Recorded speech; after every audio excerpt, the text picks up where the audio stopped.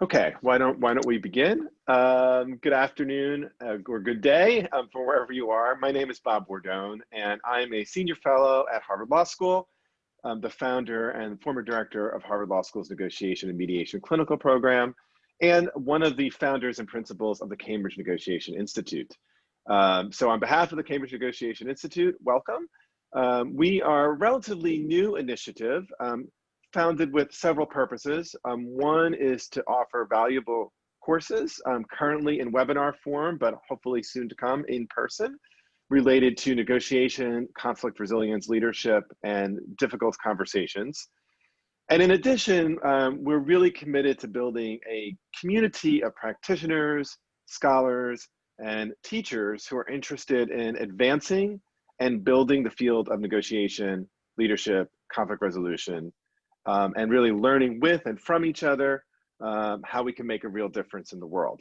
And so to this end, we offer regularly panels and discussion groups and other sessions like this free of charge, where we convene leading experts who share their insights and their experience and their research that we really believe will be useful to spark conversation and practice and action. So our next CNI Roundtable is going to be the day after the inauguration of the very first woman Vice President of the United States, Kamala Harris. And so to celebrate that, the title is Trailblazers, Lessons from Great Negotiators. But today we are really excited to have people, as I said, from really all over the world and the country here to celebrate the publication of one of my friend and colleagues, Gran Lum's new book, entitled America's Peacemakers, the Community Relations Service and America's Peacemakers. Gran's book really chronicles the amazing story of this under-heralded part of the Department of Justice that was established as part of the Civil Rights Act of 1964. The Community Relations Service, or CRS for short, has really been at the forefront of some of the most challenging moments of racial conflict in the United States, from when its initial founding all the way up to the current day, from Ferguson to Sanford. And Gran was the director of the CRS under President Obama. And so we're really delighted that he can join us to share some of his experiences in that role, some of the experiences also researching and writing the book.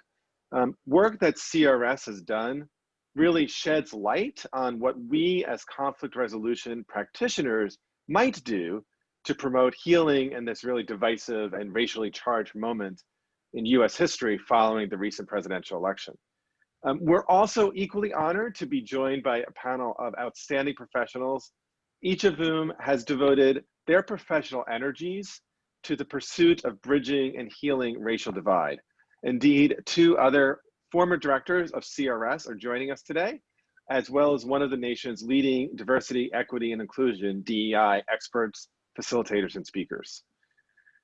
Racism in many ways is the original sin of our nature, and in many of our past election campaigns, race has really been used to galvanize a coalition by stoking fear and igniting both overt and more implicit racial bias. So from the Willie Horton ad of the George H.W. Bush campaign against Michael Dukakis to Donald Trump's more overt attempts to stoke the flames of racial animus, race has really been used as a destructive political strategy. And we've seen here, even in post-election, the sitting president continuing to play on racial fears by alleging that vote counts in Detroit, Philadelphia, and Atlanta were fraudulent, illegitimate, and should not be counted. So as we end 2020 and begin a new presidential administration, the work of bridging and healing racial division is going to become ever more important. And I believe that conflict resolution practitioners can and will have an important and valuable role to play in this. And so we've asked each of our panelists to share remarks of about 10 to 12 minutes with us. After that time, we'll give them a chance to ask each other some questions, maybe share a reflection with each other based on what they heard.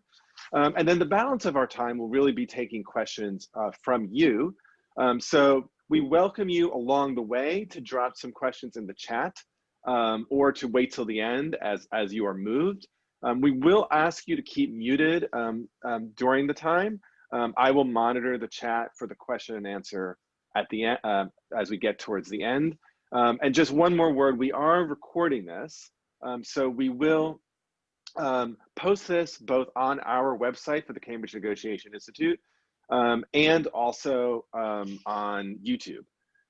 I've told the panelists that I'm not going to give elaborate introductions. Instead, we will drop a link to their bios into the chat. I will say just word or two by way of introduction for each. I'm going to start with my friend and colleague, Graham Lum. He is currently the provost and a member of the faculty at Menlo College. He has a really storied career in the world of dispute resolution. As I said earlier, served in the Obama administration as the director of CRS. He is the author of this great new book. And Grant, I'm so happy you're here and excited to learn from you today. Thank you, Bob, and thank you to CNI for hosting this event. As I said to Bob before we got started, I really loved how CNI and Bob framed this in terms of bridging and healing across racial divides post-election. The purpose of the book initially was, both because I was concerned about the defunding and potential elimination of CRS as one piece of it in this current administration, but also to really look forward to the future, to what might be possible. And with the inauguration of a new president and the possibility of a rebirth, really, I think, of CRS. And I just can't imagine a better panel than Jason, Paul, and Becky to really discuss what the future might bring. Whether Jason talks about restorative justice and whether in education or in criminal justice, or Becky with her work on hate and working against hate in her current role and in previous roles, and Paul's work certainly again at CRS, but certainly with faith leaders and certainly in his current role at Howard University. So I'm just really gratified by that.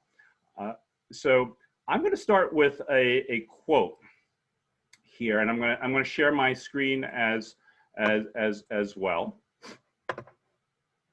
And the quote I actually want to start with today is the following.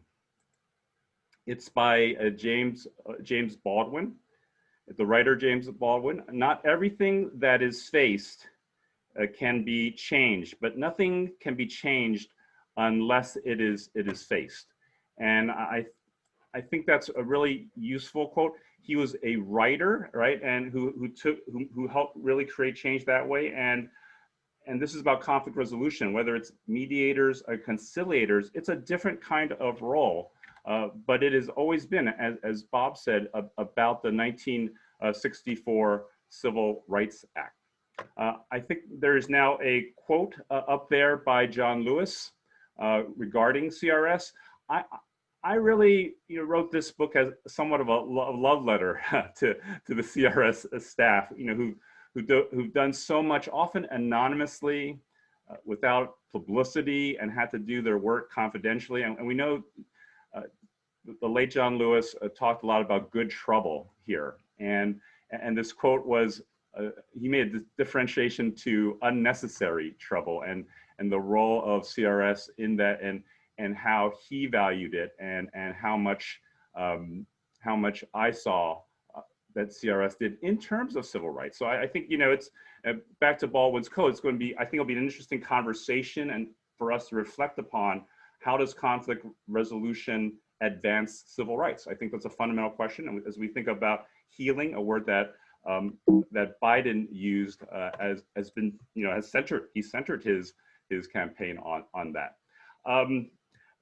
Becky said to me that this was a labor of love, but it took a lot of labor to write this book. I would never have even thought to take this on, but for the fact that a man named Bertram Levine had written the first 25 years of history. There's this, I can't even imagine writing 56 years, and it was hard enough to write the last 35 years. But I do want to very much thank Bertram Levine, who's a long-time employee. He was one of the early employees in the mid-60s and stayed for a great portion of his career and wrote this first book. It was published in 2005. His son may be joining us today. I haven't yet seen all the folks on it, but David Levine. But their children were both really great at at really giving me the permission to update the book. So I do want to very much acknowledge, and that's a photo of Bertha Levine, who unfortunately passed away a few years ago, who I never had the chance to meet, but I've had a chance to spend much time with their children here. One thing I should mention, the first book title was Resolving Racial Conflict, because, and for most of its history between 1964 to 2009, the focus was on racial issues. It wasn't until 2009 with the passage of the Matthew Shepard, James Byrd Jr. Hate Crimes Prevention Act. Again, Matthew Shepard was a young man who was killed a young gay man who was killed in Wyoming, and James Byrd Jr. was a black man who was killed really horribly by white racists in that situation. But that opened up the jurisdiction for the first time. And Becky might speak to that. Becky was actually on the chair as acting director at the time and was heavily engaged in that legislation. But it opened up CRS's jurisdiction to go, in addition to race, gender identity, sexual orientation, religion, and disability. As we think about the 1964 Civil Rights Act, one of the most important legislations in the 20th century, it becomes a model for many groups, many racial groups, different minority groups, for how to pursue civil rights, how to combat hate crimes, basically. I have about, I think, less than 10 minutes left, and to try to summarize 56 years of history in less than 10 minutes at this point, I know Bob is keeping a good track of how much time I have. This is really going to be a trailer version of the book. So I do want to acknowledge, I'm happy to talk more about certain incidents, but I want to give really, and because of the focus of this panel, which is on the future, I want to really focus on some themes of the past 56 years as a way of then turning it over to having Jason, Paul, and Becky speak to, where does conflict resolution go today to deal with race issues post-election. This is an iconic photo. Again, this is of Birmingham, Alabama, 1963. Bull Connor putting really tragically sicking dogs onto protesters here. The reason I raise it is this partly leads to the 1964 Civil Rights Act, because the country saw the horror of the segregated South here. It also helped create CRS. The Civil Rights Division head at the time, Burke Marshall, mediated between the Black community leaders within Birmingham and the white power structure in Birmingham. This was really an example of Black economic power. Blacks were boycotting Birmingham businesses, and the city was brought to a halt. And because of Burke Marshall's work, they settled this peacefully. And I think it's an important, as we think about themes for the future, is how does CRS, how do mediators more generally, right? This is more about conflict resolution as a whole, help community come to the table, help power structures or systems come to the table and resolve things when they should be, when they can be resolved in a collaborative manner or a negotiated manner. Don't forget, in the letter from Birmingham jail, Martin Luther King specifically talks about negotiation as a method, to change here.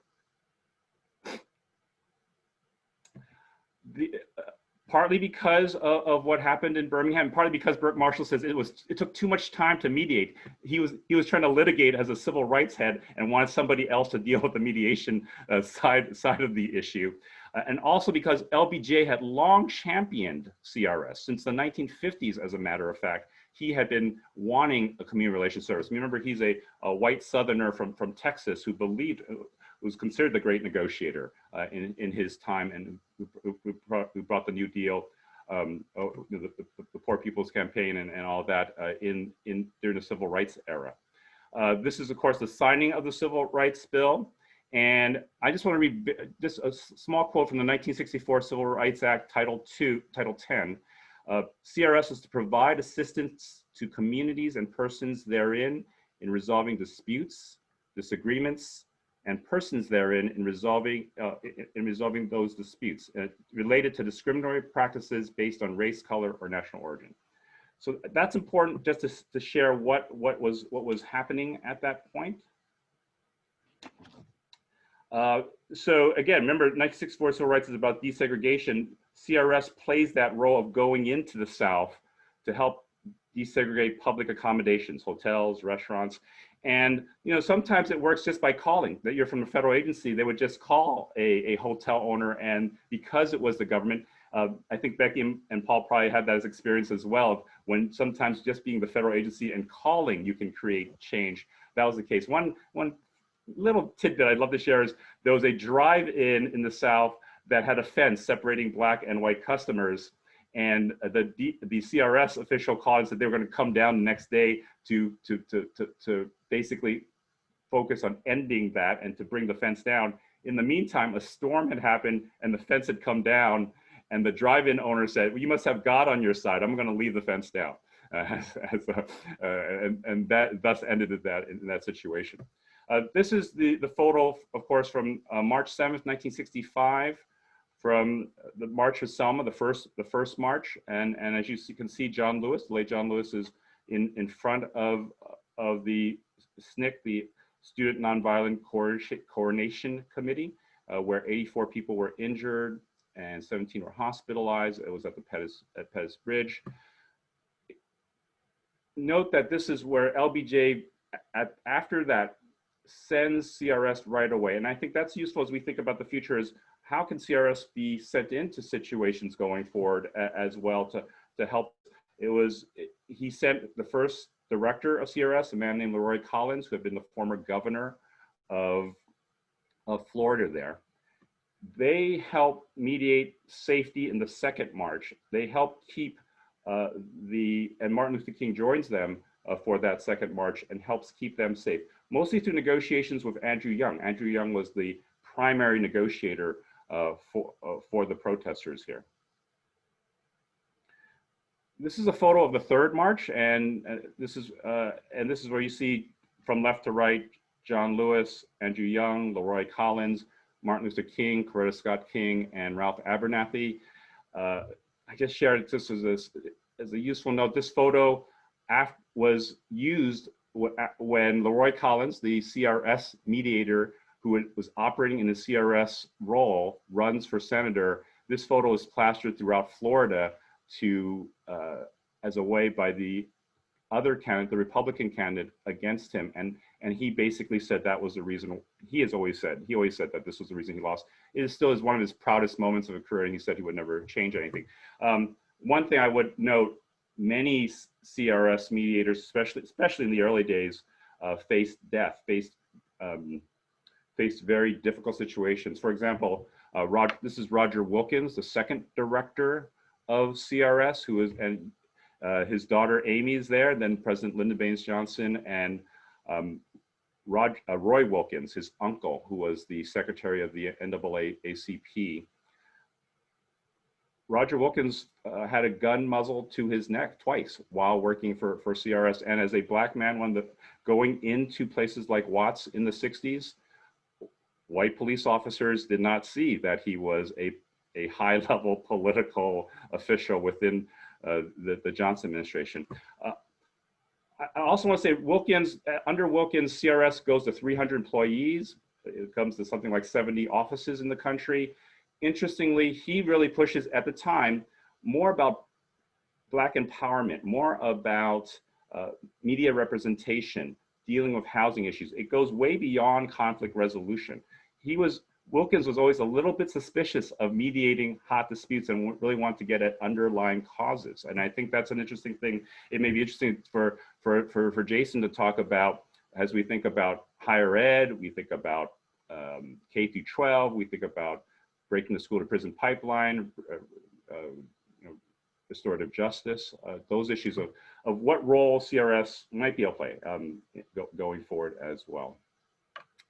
This is and I share a few photos again of the CRS folks because they're my heroes. There are many of our heroes, many of them anonymous, many of them unknown, but Dick Salem basically mediated at Wounded Knee in the American Indian movement, the takeover there, and helped mediate a resolution. It'll be interesting for Paul to talk a bit about the work at Standing Rock and the work in a situation that happened more recently as well. He's also an early pioneer in mediation theory. Wrote a book with one of our colleagues, Nancy Rogers, one of the first mediation textbooks as well here.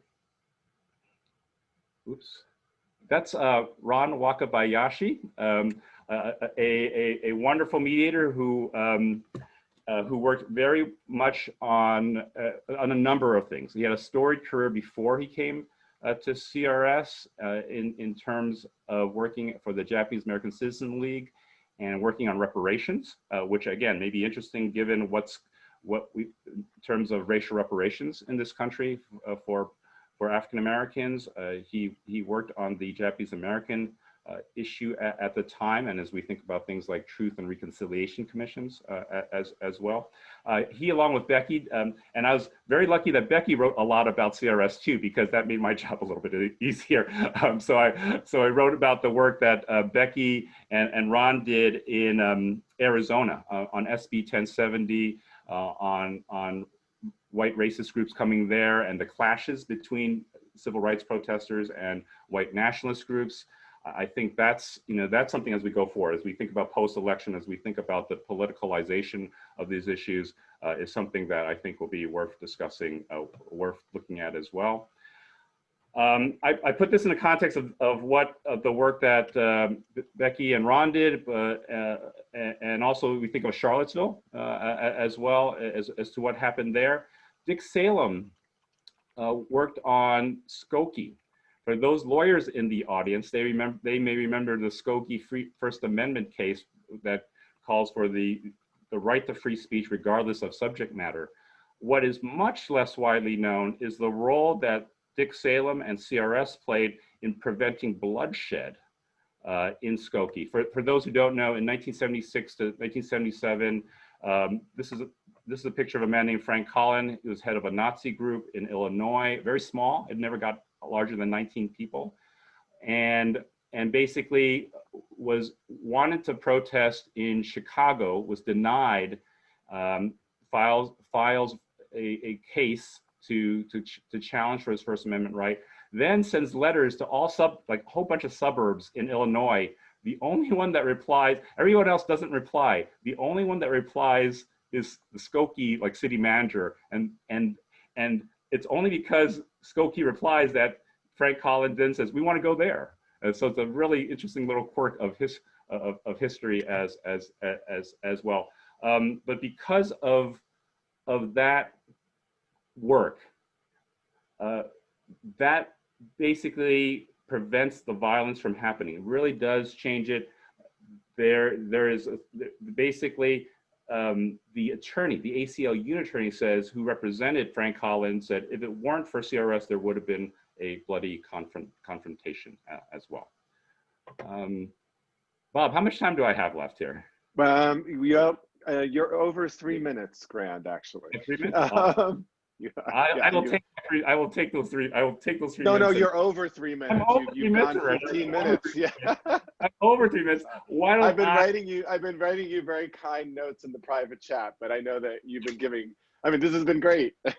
Okay. But maybe I'll ask you. Why don't I'm happy to stop here for now. To give people a taste, because I think it's important to have everyone else share as well. And I'm happy to have shared up to this portion. That's awesome. Thanks, Grant. I mean, this is such a really helpful history that also puts out some really thoughtful ideas for what our future could look like here. But I'm going to quickly now turn to your colleague, Paul Montero. Paul is currently the Chief of Staff at Howard University, but he was also a director of the Community Relations Service in the last years of the Obama administration. Paul, thanks for joining us. Oh, my pleasure. No, I'm anytime Grant calls, I'm there, because he's a hero of mine. He made it very possible for me to serve as the acting director at CRS after his tenure wrapped up. And I'm a big fan of Becky's as well. I learned a lot from her, watching her work at DOJ and in the advocacy community. It's clear, this is a calling. It's a calling. It's not just a job. So please be part of the conversation. The time I was CRS acting director was a pretty bumpy time. I came in, during 2016, tail end of 2015, 2016. And it was, if you recall that time, it was the year of Alton Sterling. It was the year of Philando Castile. It was Standing Rock. It was Walter Scott in South Carolina. Just many, many traumatic incidents of individuals losing their life and the community fallout that resulted. And CRS, with the distinguished history that Grant's laid out and continue to document in his new book, it's one of the best programs the federal government has that most folks have never heard of, and that's by design. The confidentiality piece, knowing that different parts of a community, a fragmented or traumatized community, they won't talk to one another on their own. But sometimes it takes that outside facilitation by a neutral third party to say, unless we're talking, the community we all occupy and love will suffer. So I guess my takeaways from my time as the CRS director in a very bumpy year was just a reminder that CRS presumes there is a community. And as you look at, we got to the ground in Baton Rouge pretty quickly after Alton Sterling was shot and killed on social media for selling DVDs in front of a convenience store. You see, that part of Baton Rouge. And like so many cities and towns across the country, there was a natural dividing line between that part of town and the nice part of town. In Baton Rouge, it's called Florida Boulevard. North of Florida Boulevard, where Mr. Sterling lived,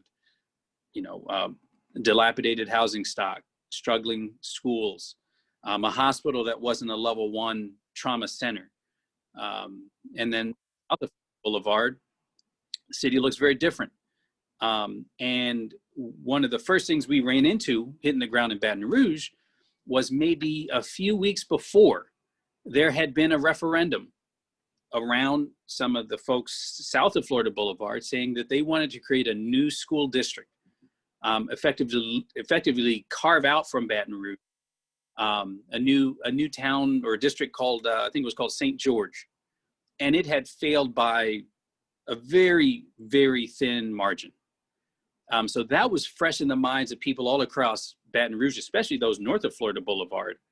Some of the folks we were trying to bring together to have conversations about how to direct and channel the energy, the understandable, righteous indignation about what happened in Mr. Sterling's case in a positive way.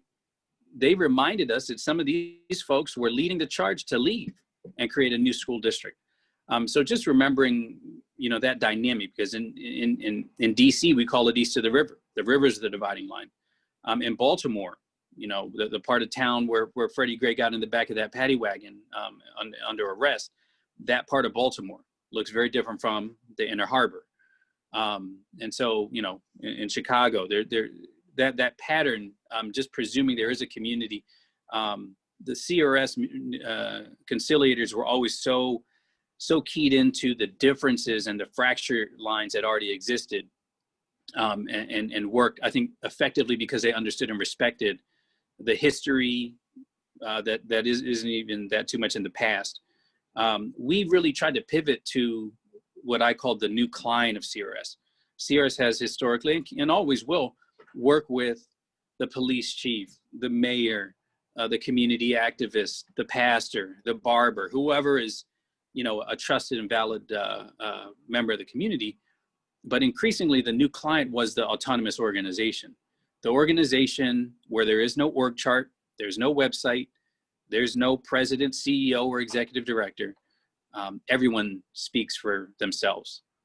And so that led to, a real pivot to a new way of doing business, recognizing that sometimes the people at the center of gravity in a emerging situation, these are people with no business card. These are folks that speak for themselves and maybe have a number of people behind them, but their voice is just as valid as anyone else. Going to Baton Rouge, it was less of a challenge getting, again, those known leaders with business cards in the room. But you look out the window, the folks who are chanting, the folks who are refusing to be a part of those conversations, those were, in my view, the new client of CRS. We saw that on display in Minneapolis, and this year has really, I think, been shaped by the events in Minneapolis around Mr. George Floyd and the situation concerning his death. But if you rewind the tape to the end of 2015, same city, there was a man named Jamar Clark, a man who was taken into police custody after a domestic incident, reportedly in handcuffs, and yet was shot by police who judged him to be a threat. And there was some video that was, the community demanded be released.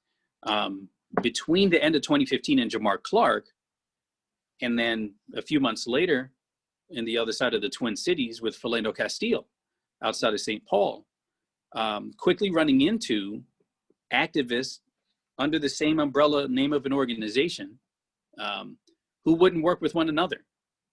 The Black Lives Matter activists in one part of the Twin Cities did not accept as legitimate some of the activists in Minneapolis. And we were not in a position to determine who's worthy of consultation or negotiation or at least, a conversation. But that's just a reality on the ground, whatever city or town we were going to.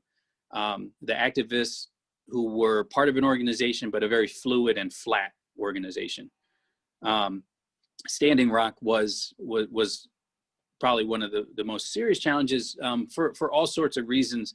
Obviously, the pipeline case was complicated. There was a legal component to it as it was going through permitting. Local, state government, federal government focused on it, but also a very rural area, a lot of history. The history of the United States with respect to tribal nations is not a rosy one. Deep distrust, a rural area where just even communication was hard, where we had some frustrations around even having an inability to reach people because there was no signal in a very rural part of the state. And with the flooding in of a lot of advocates who wanted to help and wanted to be a part, the tribe was very clear that so at different points, it was only appropriate for members of the tribe to be speaking. Allies and advocates could be present, but there was either an order to speaking or a time where they were welcomed as silent support. So the tribe was very clear about that. I guess the last thing I'll say, because I'm excited to hear from the other speakers and just have the conversation, is CRS, and one of the reasons I think it is a national treasure is you look at how effective they are, where a win for CRS is you never heard about them. You never heard about, because the story is never supposed to be about CRS. And I think Sanford, Florida, and around the Trayvon Martin killing was an example of where CRS did its level best to empower the community through pastors, barbers, trusted people to effectively disseminate accurate information, because there was a lot of misinformation flowing around, to give people legal, lawful and peaceful means to express, again, their understandable, righteous indignation about what happened in that case. And on the tail end of the trials, you saw violence in different parts of the country with the verdict in that case, if you remember. There was not a violent incident in Sanford, Florida, where the event happened, where the family lived, where people were most closely tied to Trayvon Martin and his legacy. That doesn't happen by itself, but some pretty savvy and shrewd and effective work by CRS conciliators to give the community effective outlets to channel their demand for change, not request, but demand for change and accountability and oversight. So it works. It's unfortunate to see what's happened to the agency over the last few years. Clearly not a priority in any sense of the word, even at a time where you're seeing the communities fracturing and a strong need for some component to knit together the disparate parts of a community to see how they can reason together to create change for themselves. This is never about imposing DOJ's view or the director's view on what a community should do. And so I'm hopeful for the future, but I'm just glad to see that there's bright spots on the horizon, and seeing the greatest hits of CRS on this line. I'm optimistic. So thanks for letting me share. Paul, thank you so much for that. And some really good questions that hopefully we can talk about a bit later. I'm really intrigued by this question of thinking about the new client and what do you do when it's non-obvious who is trusted in the community or what the community is. So I'd love to hear more about that. And I think another thing that I see as critically challenging generally is just the ways in which you mentioned the need for trust and deep distrust, and the ways in which over the past 4 years, this distrust has grown, and what is the work that we need to do to kind of rebuild that. So those are some thoughts for some more conversation. Thank you so much, Paul. For now, I'm going to turn to our third panelist. I'm really delighted to introduce Becky Munro to you. Becky is currently the director of the Fighting Hate and Bias program at the Lawyers Committee on Civil Rights. Like Paul and Grant, she is also a former director of CRS and had served in many capacities in the Obama administration. So Becky, thanks for joining us today.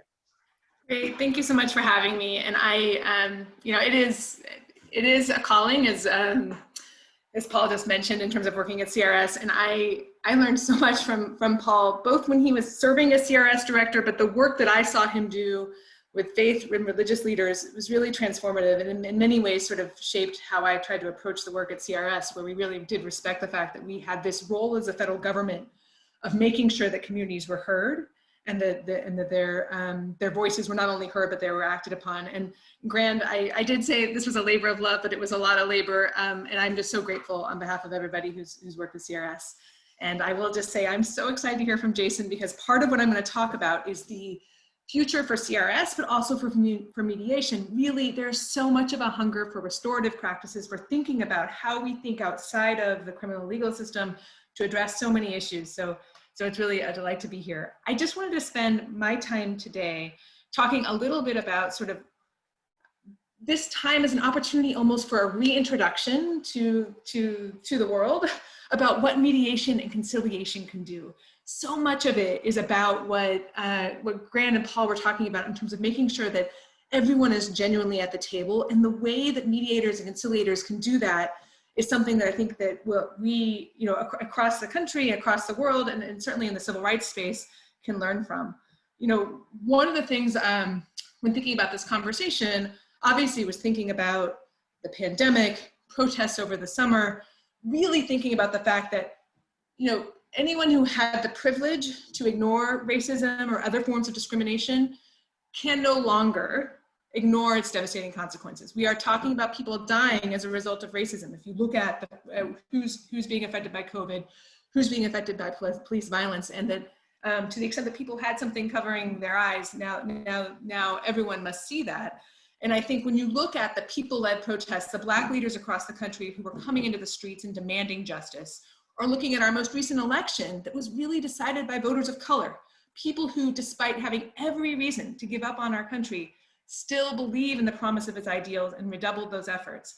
And so part of when I come to this conversation, I think, what do we owe that conversation? What do we owe those actions? How do we sort of, when you see something like that, when you know something like that, there does become this obligation upon all of us to act, and really thinking about what is it that mediators bring to this conversation, and certainly what CRS has always brought to this conversation. I think the other piece I want to note is that we have also clearly seen that white nationalists in the United States, for example, and I believe across the country, have been re-emboldened recently. So if you look at, there is no question that hate is not new. And in fact, part of when you look at Grant's book, you will see that hate is not new. And I think anyone who pays attention to history knows that we are sort of a country that was founded in many ways on that, in slavery. And so we have to recognize that that is not new. But people have felt newly emboldened to act on those, to act on hate. And so part of what I wanted to talk about was sort of how do we think about these demands for justice and accountability. And I think the thing that, again, brings in all of us to this conversation is that the one clear and consistent thing that we talk about is that there's a need for changes to be community-centered and community-driven. And this, I think, is the role that most excites me about community mediation and conciliation. It's going back to what Paul was talking about. One of the things I've learned from many of the people on this call, and I also think about Andrew Thomas, who was a person in Sanford who brought us in, who brought the community relations service in after Trayvon Martin was murdered. One of the things Andrew always is saying is, who's not at the table? Who is not here? And so the ability for community mediators and for conciliators to sort of bring that question to the table and to make sure that people who are at the table who haven't been, or whose voices are powerful but maybe aren't recognized by an org chart, is really essential. And I think that's the thing that the community relations service is so good at. It is just, you know, as Grand was talking about the fact that if you call and you're from the Department of Justice, you do have this ability to get people to the table who weren't there otherwise. You have this ability to get people, you know, whether it's, again, Paul said, the typical law enforcement, mayors, others, but you also can get communities at the table where they hadn't been before. And what does that mean now? Well, that means now when we talk about reimagining public safety, so if you, one of the things that we've talked a lot about in the civil rights space, and I think that we've learned from the Black leaders who've been demanding accountability, is that we need to reimagine what public safety looks like. Historically, people have connected public safety and police. That is not the case for many communities. So if we're gonna genuinely reimagine public safety, who needs to be making that decision? Who needs to be doing that imagining? It's the communities that are most affected. It is the communities that have been targeted for hate and bias. And one thing CRS can do, and that I think a lot of people at the state and local level could do as well, is to make sure that those voices are at the table and to facilitate conversations where people aren't only being listened to, because that is another thing I will say. We heard a lot at CRS is, I don't want another listening session, I want an action session. We know that they're linked, but the first step will be to make sure that people's voices are heard. And I think that's something that CRS has always been really effective at. I just, you know, one quick example, when we talked about SB 1070, when there were policies that were ultimately found by the Supreme Court to be unconstitutional, anti-immigrant policies that were happening, there were massive protests led by immigrants and immigrant families. Thousands of people, generally thousands of people would come and then to protest for immigrant rights, and we would have 3 to 4 armed white nationalists show up as well. They would come with their guns, and part of what CRS was supposed to do was to sort of help to mediate, to obviate the need for police to get involved. In preparation for that, Ron Wakabayashi, who Gran mentioned, was able to bring together a table that included the sheriff staff, and this is Sheriff Joe Arpaio for people in the United States. That name probably should resonate as an infamous name. There were undocumented immigrant advocates that were sort of coming to sort of advocate for the rights of all immigrants. The fire department was there. He had this extraordinary big table of people who would never talk to each other otherwise, but they were there to talk about how they were going to make sure the protest was safe.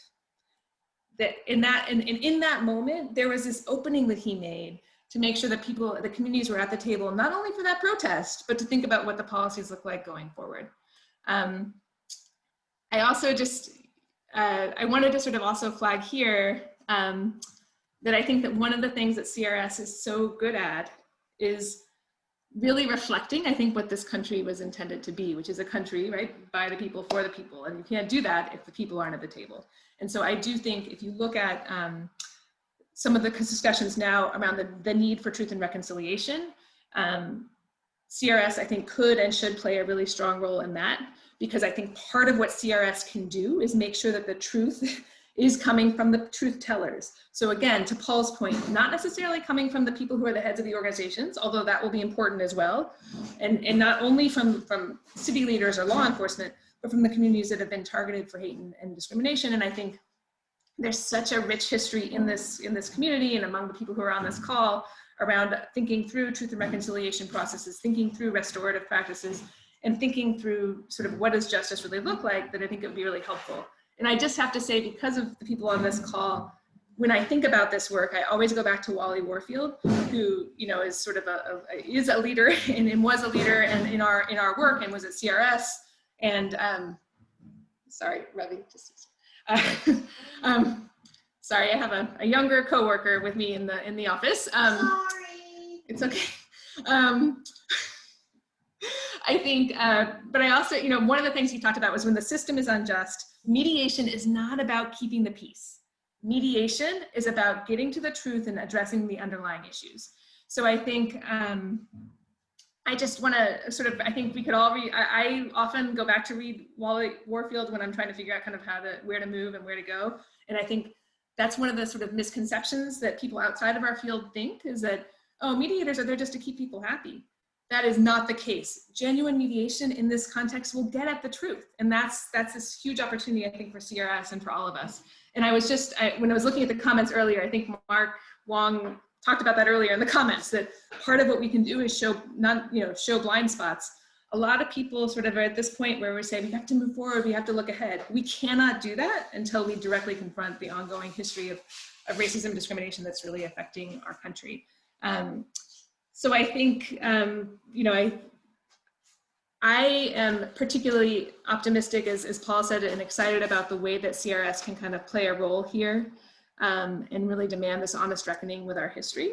And I'm also excited about the opportunity to work at the state and local level. So I think that, you know, one of the things I also learned from a former colleague, Nancy Rogers, who's,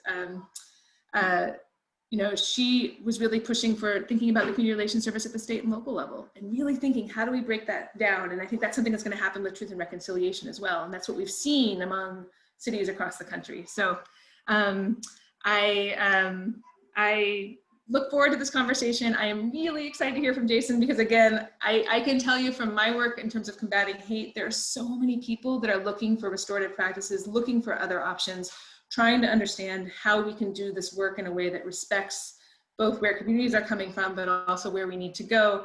And so no pressure, I'm just putting everything on Jason to answer all those questions, but I am excited to hear from him next and really look forward to any questions that you have. I will, I think I will leave it there, but really appreciate this opportunity to be with you all. Becky, thank you so much. And you may know that we are really lucky that Nancy Rogers is actually on this call. So maybe you and she can have some colloquy in a little bit. And we are also really lucky, Jason, everyone wants to hear a huge amount from you in your 12 minutes, plus whatever you were gonna say.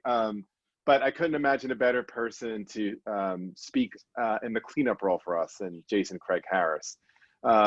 I've met Jason through our joint work at Seeds of Peace, which is an organization that is very dear to my heart. Jason is an educator, a facilitator, a restorative justice practitioner, who's also the director of diversity, equity, and inclusion at Friends Seminary. Jason, thanks for joining us today. Thanks so much for having me. I'm delighted to be here and to follow my colleagues, Grand and Paul and Becky. No pressure on me, of course, but I'm so grateful. So I just want to say that we need young people trained in mediation and restorative justice. And so I'd like to explain why. Several years ago, colleagues and I took a group of 34, you might call this crazy, but 34 New York City high school students on a trip to the American South as part of our global education program, aimed as much at demystifying the broader world as it is at acquainting students with the domestic landscape. We created the trip shortly after the 2016 presidential election with two goals in mind. One, many of our students had not spent any significant time in Southern states. Their knowledge of the South had been limited to tropes and stereotypes that made it easier for them to write off Southerners as backward, Trump-supporting racists, not worthy of attention from Northern morally righteous liberals. We wanted students to meet a range of Southerners who were, in fact, just as committed to racial justice as they were. These Southern activists had been struggling against virulent racism for decades, believing that while America had not yet been a true democracy, it could become one. In a classic anthropological move, we had also hoped to defamiliarize the familiar, such that students would see their own racism, the very impossibility of innocence in a world like this one. In part, this trip was our contribution to a much larger movement to traverse political and regional divides in hopes of unmaking stories of entrenched and perpetual separations. 2, our goal was as present-day minded as it was focused on reckoning with the past. We wanted students to grapple with the enduring legacies of racism, with the past and the ways it stretched forward into the present. We decided to frame the trip as an opportunity to retrace the steps of the civil rights movement. Students would develop a deeper knowledge of our country's original sin, as well as of how everyday people, mostly yet not exclusively Black, struggled, in the words of Dr. King, to redeem the soul of a nation, to make real the promise of American democracy. Along the way, students would meet storytellers, politicians, activists, lawyers, ministers, and artists who committed themselves to bearing witness and refusing to look away. We traveled to Birmingham, Montgomery, Selma, and Atlanta, from museums to churches, from civil rights monuments to expansive murals painted on the sides of buildings, from tour guides to veteran civil rights organizers, from preachers to activists. We were confronted by the truth at every turn. Not only was it content rich, the trip was a deeply moving experience. When students walked across the Edmund Pettus Bridge in Selma, retracing the path that Congressman John Lewis and his comrades took to challenge segregation's stronghold, several of us paused along the way to take it all in. Here we were, half a century away from Bloody Sunday, yet somehow we felt time collapse, imagining that we had joined hands with freedom fighters and were together resisting the forces of white supremacy. This experience was as cosmic and spiritual in orientation as it was historical and fleshed. Directly in our rearview mirror were the Unite the Right rally in Charlottesville, the slaying of anti-racist activist Heather Heyer, and the brutal killing of 9 worshipers in the sanctuary of the historically Black Emmanuel AME Church. We knew that once again hate was on the rise, and we had to be prepared to confront it, somehow with knowledge, hope, and hearts full of love. Students were utterly taken by public attempts in the South to name and grieve the impact of persistent racism and white supremacy. I can almost hear our wheels grating across the gravel as we pulled into the parking lot of the National Memorial for Peace and Justice, created by lawyer and activist Bryan Stevenson. The memorial does not shy away from the horrific reality of racialized domestic terrorism in the United States. More than 4,400 African-American men, women, and children were hanged, burned alive, shot, drowned, and beaten to death by white mobs between 1877 and 1950. Millions more fled the South as refugees from racial terrorism, profoundly impacting the entire nation. Until now, there has been no national memorial acknowledging the victims of racial terror lynchings. On a 6-acre site atop a rise overlooking Montgomery, the National Lynching Memorial is a sacred space for truth-telling and reflection about racial terror in America and its legacy. As you enter the memorial, a mournful mood descends like a thick cloud. You stumble upon human-sized metal blocks hanging from steel, rope-like rods. At first, you meet the blocks at eye level, but as you move deeper into the memorial, a shift in perspective awaits. A winding ramp ever downward changes your relationship with the blocks. The further into the memorial you go, the further down you descend. Soon, you are below the blocks and they are hanging over your head. All of them. You are now in what feels like a field of lynched Black bodies, and for at least a moment, you have to ask yourself a few unsettling questions. Am I next? An uneasy feeling of dread surfaced for me, yet in the immediate moment, I knew I was safe. There was no white hooded Klan members in sight, no horses violently beating their hoofs. The first unsettling question gives way to another. Why am I standing here in this field of lynched Black bodies? If I am not being lynched, am I part of the white mob? Am I a spectator? If so, what lynchings have I been complicit in? These haunting questions stayed with me throughout our time and no doubt stayed with our students. Given just how emotionally jarring and impactful this experience was in real time, my colleagues and I had to tend to students' social and emotional health. The students coped in different ways. While Black students and older white students maintained a somber attitude for much of the trip, the tenor of it all proved to be overwhelming for younger white students who often retreated into their devices and frivolous chatter once we boarded the bus. While their capacity to sustain difficult dialogue and reflection increased over the course of the trip, it became clear that Black students, regardless of age, and older white students who had spent more time studying these issues were better prepared to hold space than younger white students. Within the first few days of the trip, I heard rumblings of a brewing conflict and divide. It wasn't as simple or neat as white versus Black, but race was certainly in the forefront. At some point, we decided that we needed to transition our nightly cross-racial dialogues into race-specific affinity spaces that would allow students of color space to reflect on their unique experiences and allow white students to wrestle with their experiences as well, both with respect to the trip and what the trip revealed about their lives. In the students of color space, what unfolded was both beautiful and heartbreaking. Students began to share about how the trip had impacted them, and one thing led to another. Soon, students were sharing intimate stories about everyday racism, even racism that had surfaced back at school. At one point, a student turns to another and he says, "Go on, tell them, it's okay." She looks at him and tears begin to fill her eyes, and then she glances around the room, bows her head, and begins to cry uncontrollably. I had not heard such soul-shaking sobs in such a long time.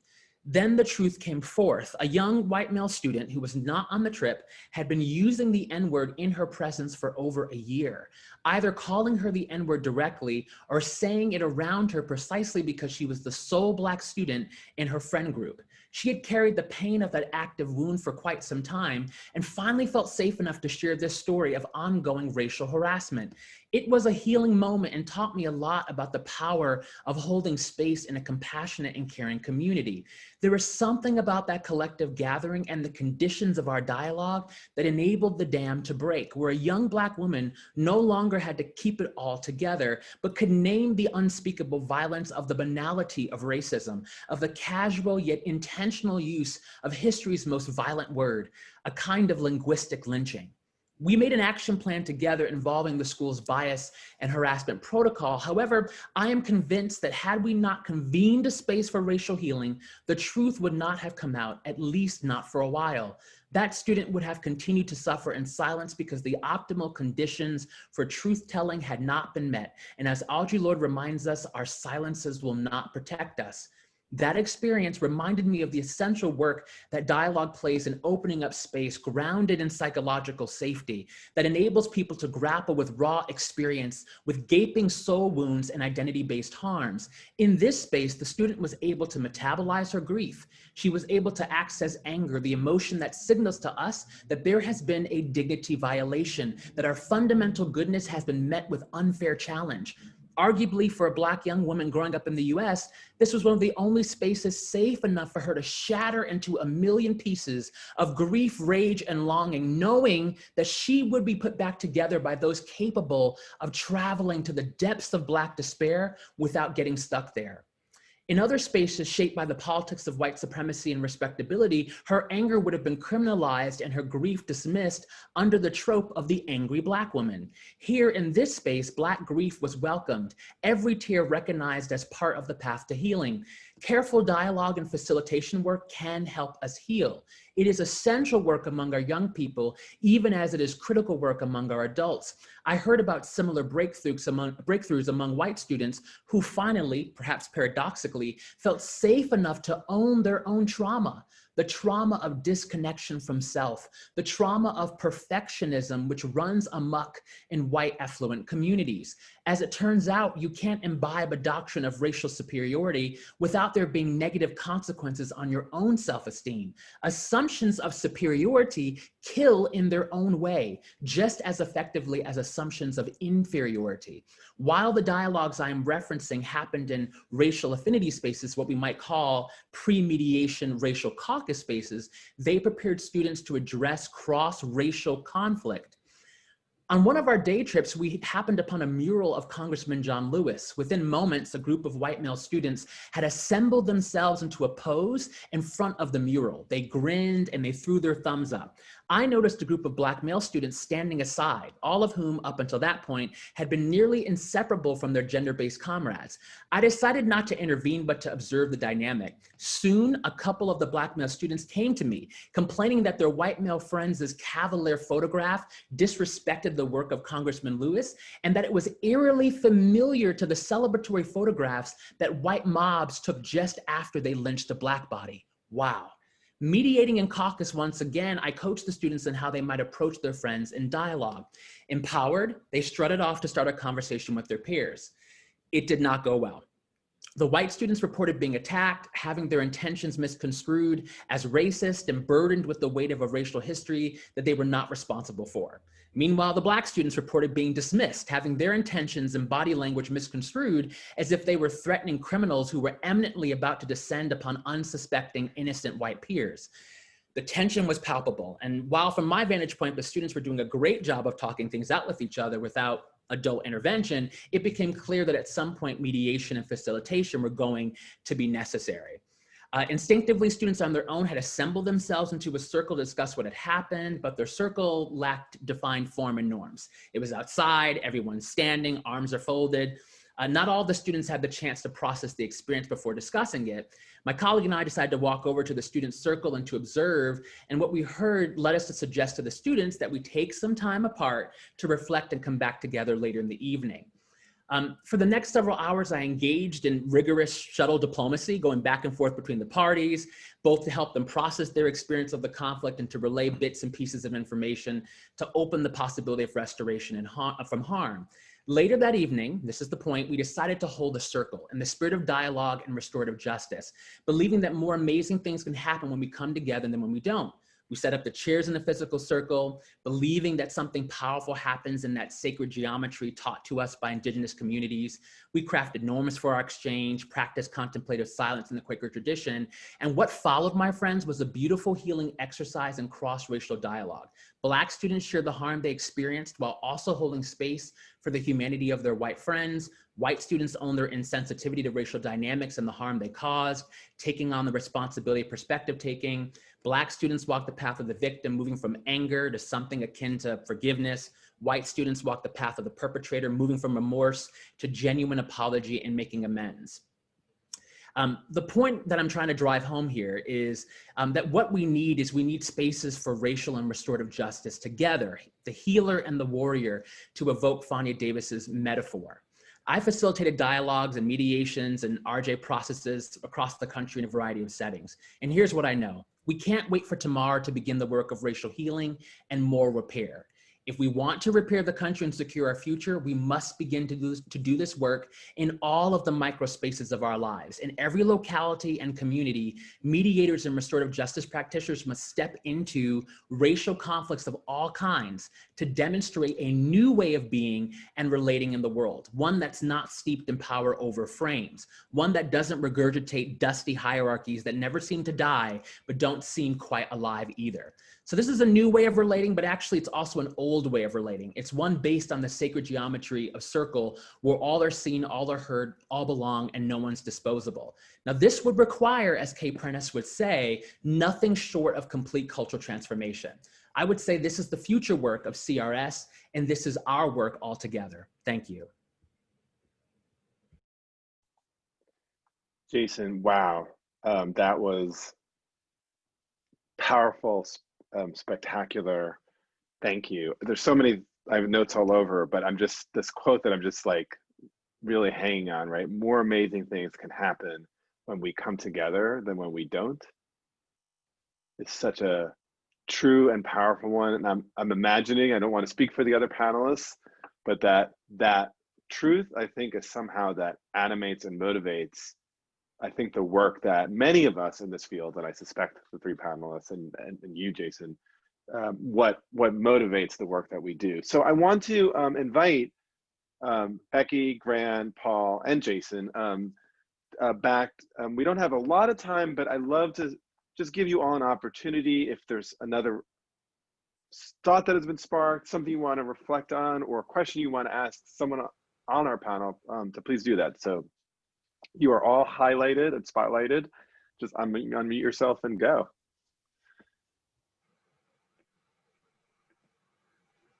Grant, I see you're unmuted. Yeah, go ahead. Also, so first of all, Jason, thank you as the cleanup hitter. I guess we were 4 of us, yes, in our group for restorative justice. I'd love to, given what all 4 of us said, I'd maybe bring Paul and Becky back into it in terms of both at CRS and both beyond that. What do you see as places what would your priorities be, perhaps, in terms of thinking about civil rights and thinking about restorative justice and where would you go? Where do you think makes sense, both for CRS and beyond that? I'd love to hear from Becky first. I was just going to say the same thing about you, Paul, but I'm sorry, I'm still thinking about what Jason shared with us, and I think that part of me thinks that's where we should start. And that is I think, really a radical reckoning with truth and with our ongoing history. And I think that there is a real role for CRS to play in that. And I think that it's a role that is really based in this truth that Jason shared, that this mediation process is not about peacemaking.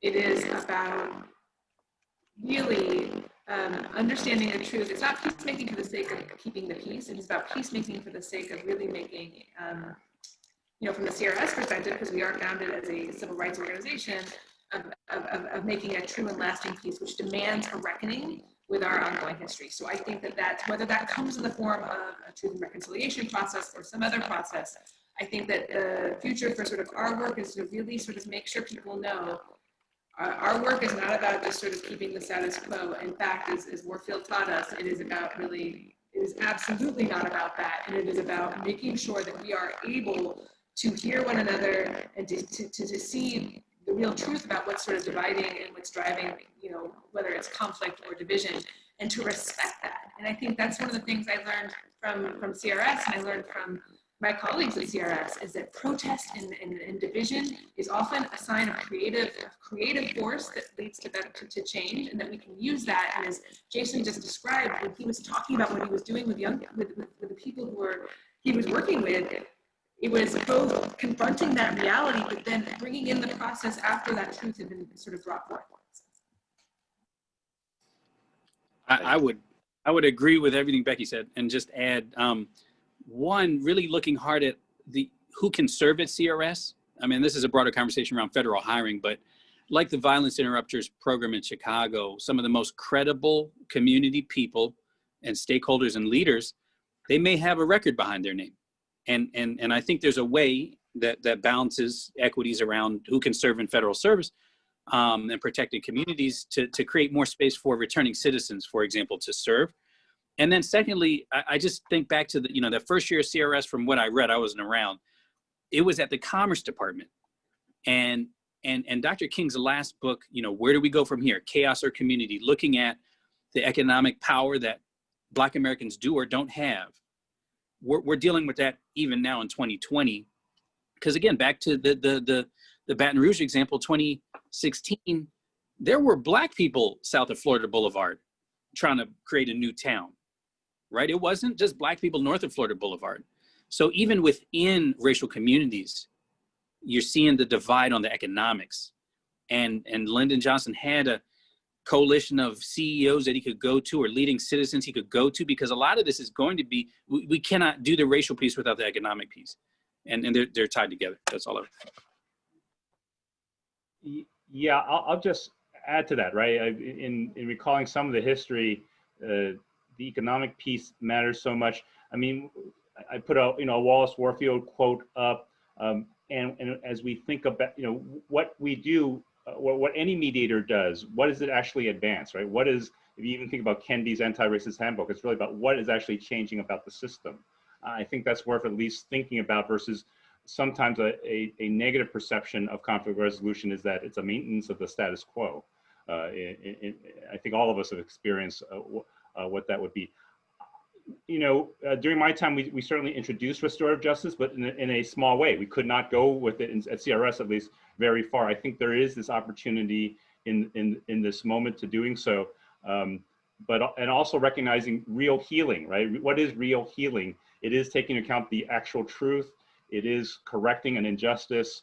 And it is having people like conflict resolution folks, violence interrupters, people who care about bringing, I think that matters too. And I think that's what we represent.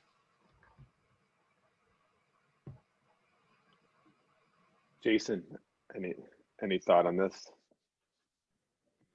I would say that I think we need more experimental communities. This is what I think about in terms of having spent much of my career in a K through 12 school, is that, we like the idea of just trying and seeing if it works. And sometimes, we fail, but I think that there's so many brilliant minds who are in a variety of everyday communities across the country who are experimenting with restorative justice practices. And so it seems to me that, the future of CRS is going to be about connecting with those communities and creating some kind of restorative justice innovation lab where we can try out practices and see what might work. And I also earnestly hope that the reputation of CRS continues to grow, because the incredible work that has happened there, it's inspiring. And so I think that the more we partner and the more we create opportunities for experimentation, the more we're going to see new modes of healing become possible. I love Jason's point. The Divide Community Project at Ohio State has been talking with folks like New Jersey to Nancy's point of creating more experimentation or doing something at the state level as well. We know this in many different areas, but New Jersey, they're actually hiring for mediators within their civil rights unit right now as well. So I think I agree. This is an opportunity for many flowers to bloom, I guess, right now. Every really good conversation leaves you wanting more, and I could not say that more earnestly than today, because each of you has offered so much to all of us to think about and to work for. And so I am sad that our time has ended, and in particular because there are some really, really good questions that came up in the chat. But it's also really important. I know people are busy, and I want to end on time. I want to just, as we go, do a few really quick things. First, let me just quickly share just some of our upcoming events. We have 2 classes that we're offering on January 7th. One is on strategies for success in virtual negotiation, and February 4th. This is a new webinar we're offering called Negotiation Bootcamp for Women. And then, as I mentioned at the beginning, our next CNI Roundtable, which will be the day after the inauguration, called Trailblazers, Lessons from Great Women Negotiators.